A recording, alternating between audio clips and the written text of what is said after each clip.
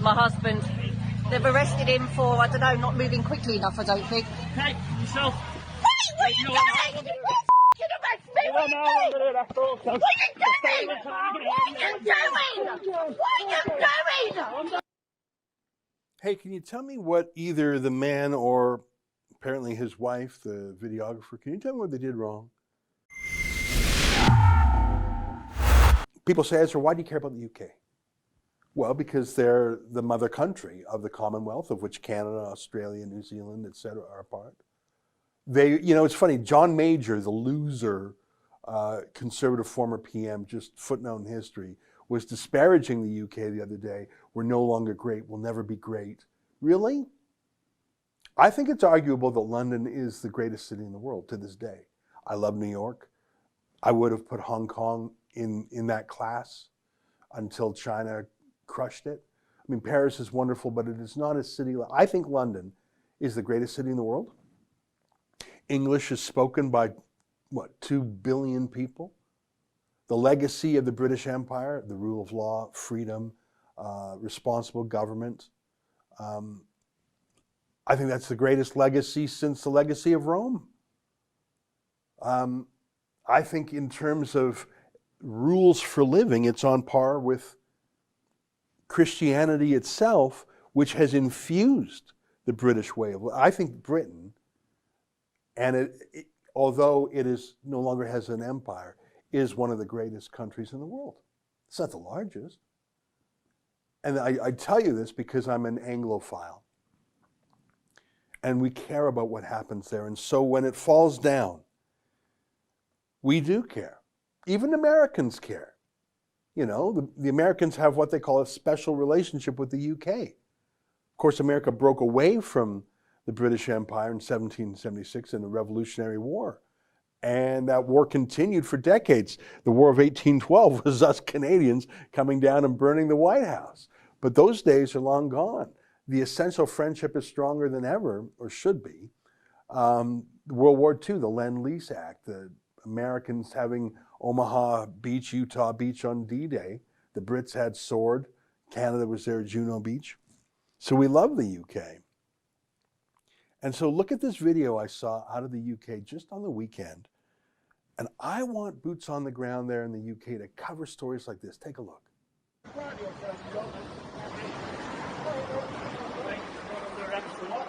I'll take that. Order offence. You don't have to say anything, but it may harm your defence. Jamie, don't resist them. Fuck you lot. What are you trying to do? I'll go down in a minute. Fuck off. You're going to spray if you don't get down. Damien, don't let them spray you. Damien, don't let them spray you. Spray. Go.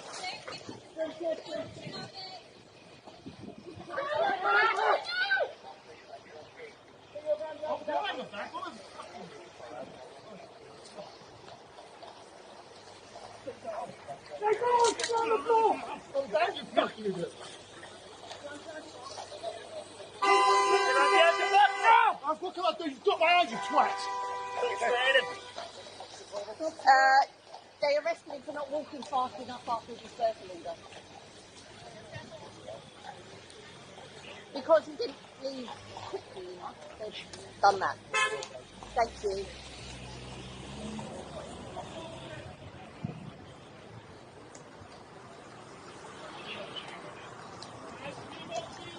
I'm a winner!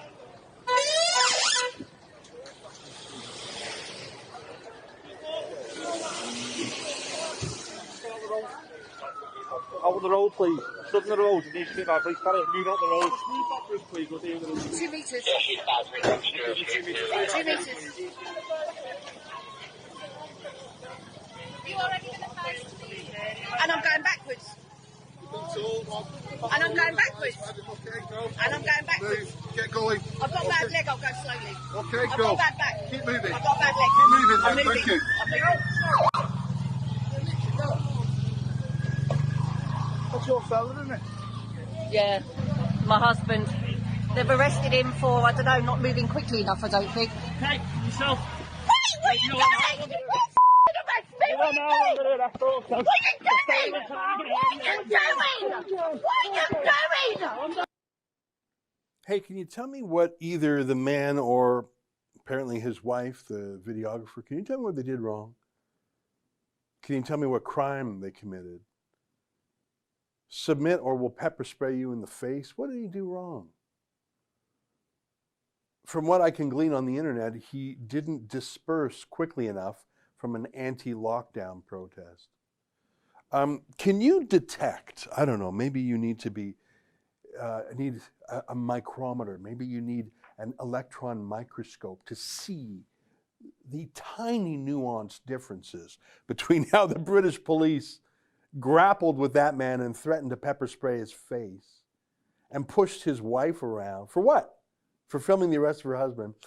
You need an electron microscope to just, there's very subtle police differences between that and how the police in the UK and around the world literally bent the knee for Black Lives Matter protests and Extinction Rebellion protests. I don't know if you saw our show the other day on Remembrance Day, I think they call that Veterans Day in the US, how at a cenotaph at a war memorial in the UK, Greta Thunberg's street thugs literally stepped over wreaths that were laying for actual fallen soldiers to put their Extinction Rebellion wreath on top of them all. Do you have that clip if you want to grab it? Just play it as B-roll. So when someone steps onto a war memorial on Veterans Day, on Remembrance Day, steps over actual wreaths and puts up a counterfeit wreath on the war memorial, above all the real ones, and it's some global warming ad, some gimmick, some prank, and the police are fine with that. The police are standing right there. Black Lives Matter marches in the thousand. Antifa burn the streets of the UK regularly. But you have a lockdown opponent who's not walking away quick enough. Yeah, look at this. Look at this. Act now. Global warming means war. Watch them step over. Those are real wreaths on the ground for actual fallen soldiers. They step over them. And the most important wreath is not to commemorate soldiers, but an ad. What a disgrace, what a disgusting disgrace they are. No police there, that's fine. They even have a photo op. I'm sure the police helped assist with that.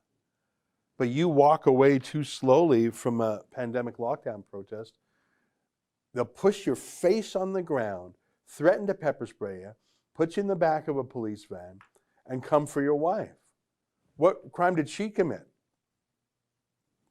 Yeah, so that's a long way of saying I'm looking forward to introducing you to new talent in the UK. I think we're going to start off on a part-time basis, but it'll expand from there if things go well. That's an excerpt from my daily TV show that I do live at 12 noon Eastern Time. We talk about the news of the day, we play interesting viral videos, and most importantly, I take your questions that you chat to me through YouTube's Super Chat. I think that's the funnest part of it. So tune in every weekday at 12 noon Eastern Time, only here at rebelnews.com.